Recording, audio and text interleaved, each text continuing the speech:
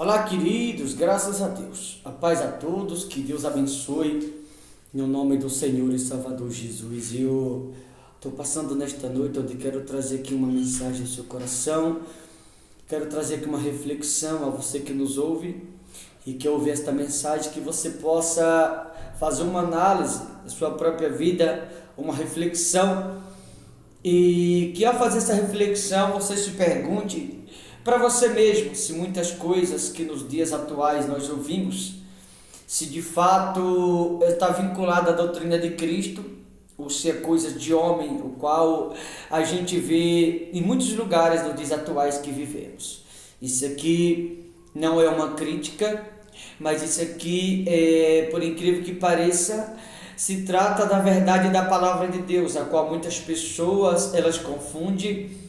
Muitas pessoas acham que é criticar isso ou aquele, não é a palavra de Deus. Infelizmente, quando se trata da palavra, algumas pessoas vão se sentir ofendidas quando trazemos a verdade dela.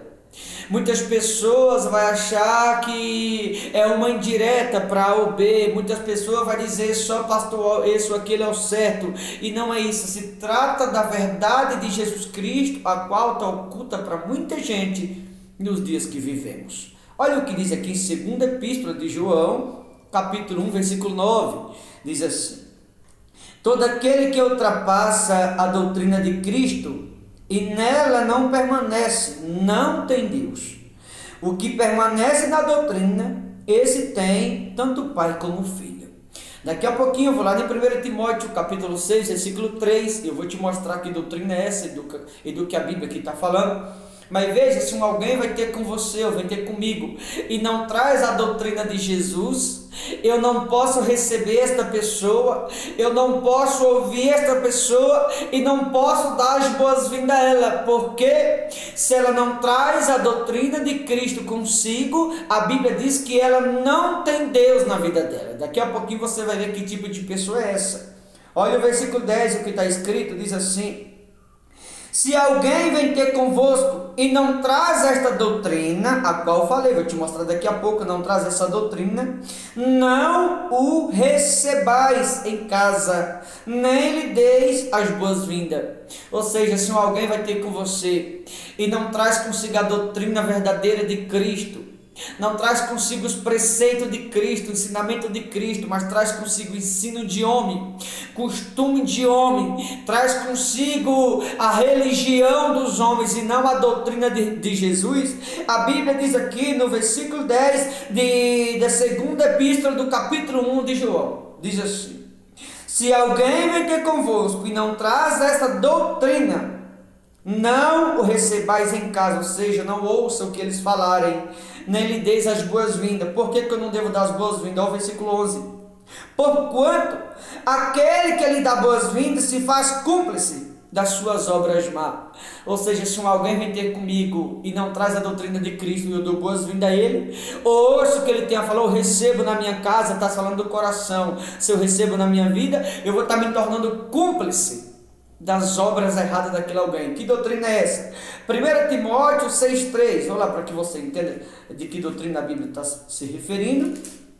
1 Timóteo 6,3 diz assim, 1 Timóteo capítulo 6, versículo 3, diz assim: se alguém ensina outra doutrina e não concorda com as sãs palavras, se alguém ensina outra doutrina, se alguém ensina costume de homem, se alguém ensina preceito de homem, desviando-se da reta palavra de Deus, não concordando com as sãs palavras de nosso Senhor e Salvador Jesus Cristo, e com o ensino da piedade, é enfatuado, nada entende, mas tem mania ou costume, como falei, por questões e contendas de palavra, de que nascem inveja, provocações, difamações e suspeitas malignas. Se você que vai ver essa mensagem, você fazer uma reflexão dos tempos atuais que vivemos, atualmente falando, você vai perceber que com relação ao Evangelho, tem tudo a ver esse texto com os dias atuais que nós vivemos. Infelizmente, a gente vê no Evangelho inveja, provocações, um querendo ser melhor que o outro. A gente vê difamações, um difamando o outro. Entende? Não deixa o diabo soprar no teu ouvido, você que vai ouvir essa mensagem. Eu não estou aqui provocando ao bem, não estou falando de ninguém. Eu estou te mostrando o que na palavra de Deus está escrito. A gente vê muito isso, inveja, como aqui está escrito em 1 Timóteo 6,3, 6,4, aliás, provocações, difamações e suspeitas malignas. Ou seja, hoje em dia suspeita no Evangelho, não que o Evangelho cause suspeita a alguém, mas há muitos hoje em dia que infelizmente ele tem como obrigação em levar a mensagem de Jesus, está usando a palavra de maneira contrária, como você ouviu lá atrás em 2 João capítulo 1, a partir do versículo 9, como eu te mostrei, está usando a palavra e causando suspeita no coração de muitas pessoas. Tem muitos que estão levando as pessoas a suspeitar daquele próprio que está pregando, porque está trazendo uma outra doutrina que não é de Jesus. A doutrina que não é a de Jesus vai trazer suspeita no coração das pessoas. A doutrina que não é a de Jesus, ela vai trazer inveja entre as pessoas. A doutrina a qual não é a de Jesus, ela vai causar suspeitas malignas. A doutrina que não é a de Jesus, ela vai trazer consigo difamações, ela vai trazer provocação. Por quê? Porque não é a doutrina de Jesus. A doutrina de Jesus, ela une as pessoas. A doutrina de Jesus, ela aproxima as pessoas.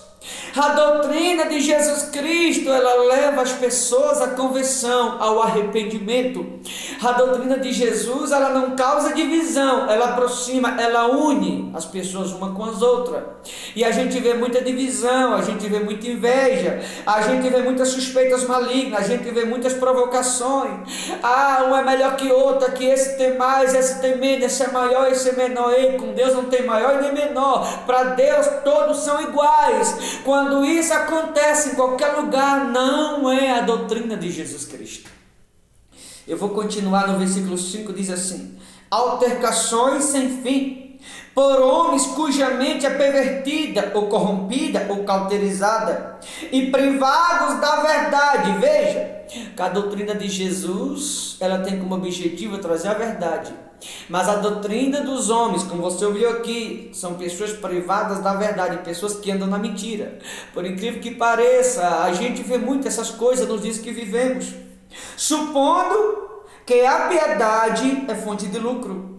De fato, grande fonte de lucro é a piedade com o contentamento. Ou seja, quando eu sou uma pessoa piedosa, eu me torno contente ou feliz por eu estar ajudando as pessoas de alguma forma, mesmo com pouco, porque aquele pouco tem a bênção de Deus. Eu não vou me preocupar porque aquele é pouco, mas está abençoado. Você vai entender daqui a pouquinho por que eu estou falando isso. Tem pessoas que não estão felizes com pouco, tem pessoas que não estão contentes com pouco. Ei, não importa. Mesmo o pouco que você tem, valorize esse pouco que tem a bênção de Deus.